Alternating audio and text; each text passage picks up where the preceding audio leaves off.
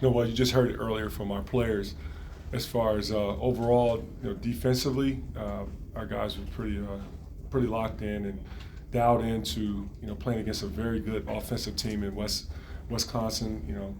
Give credit how with all the movement that happens within our offense in the beginning of the game, we kind of got hurt with some of the back cuts or late layups, but each time out, we kept reminding our guys about, there's moments where we can't get caught ball watching. At the same time, we make sure we got to get out to shooters and contest shots. And then the last thing would be is, limited to one-shot opportunities. But unfortunately, we failed in that area because first half they had 7 offensive rebounds, and then the second half the same. And it's tough to win on the road when you give a team extra possessions like the way we did with 14 offensive rebounds and then 12 turnovers.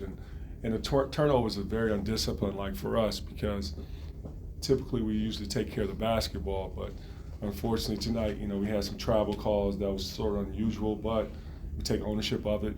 We'll go back home, fix it, and try to get better for our next matchup. But I love the way how our team came on the road and competed. Give Wisconsin a lot of credit. They have a really good team, well-coached team, and I expected that it was going to be one of these games where you had to come in and bring your hard hat and try to win the muscle areas. But unfortunately, we failed in that area. Okay, questions for Coach?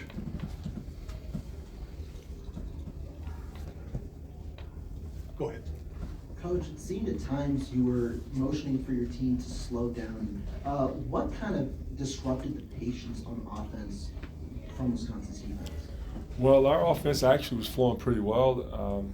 If you look at the fact that we were able to get the ball in spots where we wanted to, like take for example with Hunter with some of his post ups.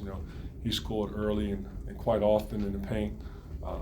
And then there, like Kobe mentioned, there were times where within the flow of the offense he was able to attack and capitalize on wherever the defense did. He made sure that he was aggressive in that area. But overall, like I said before, 12 turnovers, we got to do a better job in that area of taking care of basketball. Someone over here have a mic. Go ahead, I'm sorry. Juwan, do you feel you have the personnel to rebound better defensively? They just need to do things Definitely. I love our personnel. I love every guy, and I trust everyone in that locker room. I love that personnel. So I guess what do you plan to do differently to try to improve the defensive rebound? Well, this is not the first game that we've given up offensive rebounds, so we'll go back in practice and we'll continue to keep growing in that area. We fixed it before, we'll fix it again. Go ahead, right here in front, Coach. Juwan, there was the tragedy at Michigan State last night. Yes. Have you been able to talk to anyone from Michigan State or reach out to anyone? Yes, I have.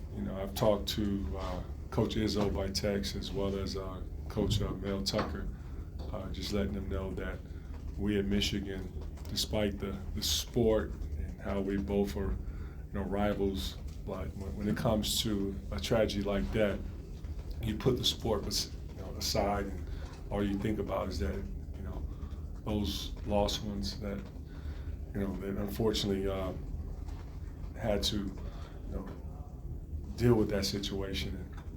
And our prayers and thoughts are with the families. We'll continue to pray and support Michigan State as they deal with this sad tragedy.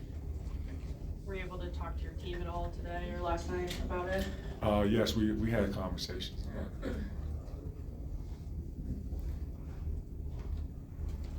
Sharing the mic right there, Coach. Hey, John, did you give Will any advice, going into his first start? Just what did you think of his play today? Well, Will, it's no surprise to me because the young man has worked extremely hard. This being his second year, he's been very patient, waiting his turn, but also at the same time just feeding life to the team. Now this year he get an opportunity to play more, and being a first start, is nothing to try to make it more different than what it is, overall by playing when he's not starting. I always say this, next man up and just stay ready, and he showed that tonight. He made some really good plays, also some aggressive plays to the basket.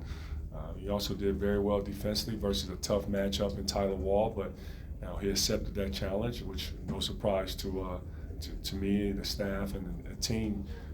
I love coaching Will, and it's nice to have more Wills on our team. Right here, and then Chris, second, go ahead. You guys don't generally double the post, but and Steven Carl was 5 for 15, so he didn't necessarily have the biggest offensive night, but also had the 6 assists. Just what kind of a challenge does he present in the post? Our big fella is definitely a big presence in that inside, whether it's rebounding or playing with his back to the basket. But then he also can face the basket and make threes from outside. So we knew it was going to be a challenge for us. At the same time, we wanted to make sure that he plays defense on the other end versus our big guy and Hunter Dickinson, who welcomes the challenge. But it wasn't more of just those two as far as a one-on-one matchup. Just overall, I thought it was a really good game. It was an extremely competitive game. Just unfortunately, we came out on the losing end. Chris? Coach, Connor had a career-high 23 points tonight. What has stood out to you about his freshman season and kind of what he's given the Badgers right off the jump here this year? Well, he shoots the ball extremely well, and when you can shoot the ball like that, you're always gonna get a chance to play. Every coach in America loves to have shooting on the floor, but then at the same time, that's not the only thing he does. He does well cutting it off the ball. He also is a competitor. He plays with a certain level of intensity that helps his team in ways where you can always count on him at some point. When he's open, he's going to be able to make you pay and hurt you. And sure enough, he did that tonight. We'll get Todd in the back too, but we'll take it while you're getting the mic to Todd. But go ahead. Coach, in the first half, Hunter Dickinson had a strong first half, 6 for 9 points. In the second half, didn't make field goal. What was the change that Wisconsin had defensively, and really, what was the difference between the first and second half?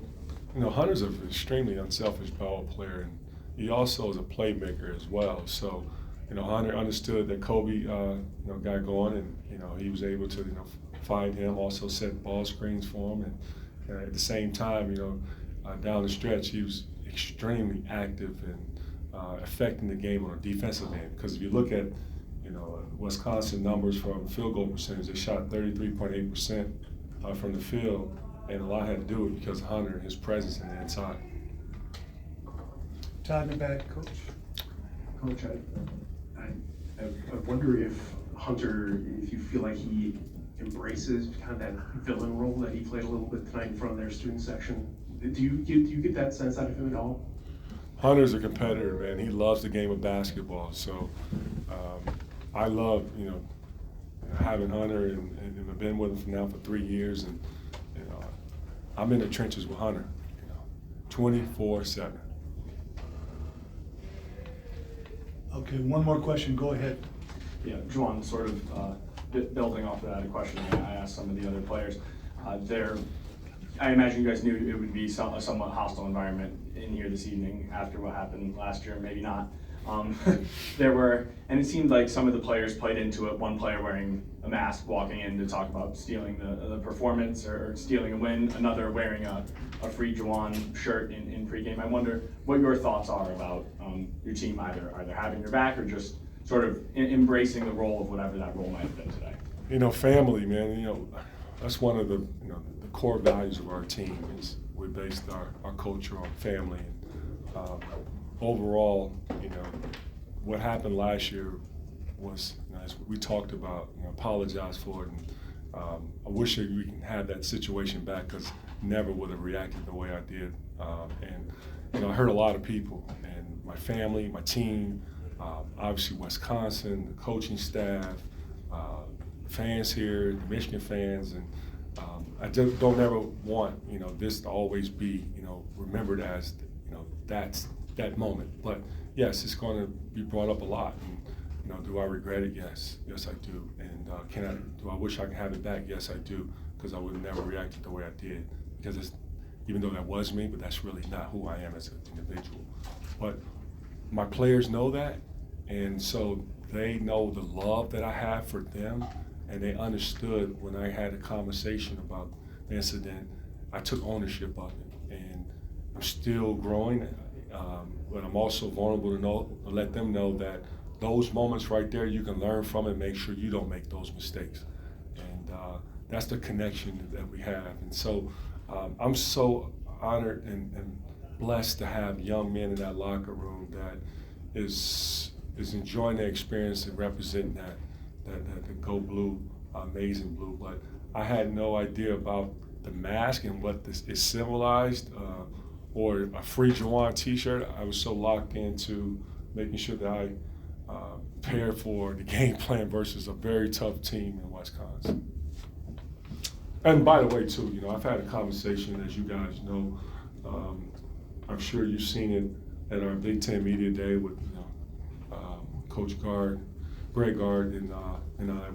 We talked, and then also had a really good conversation with Joe, and he and I, just had a really good moment, and it was just great just to sit down and talk to Gard, but at the same time, just talk to Joe.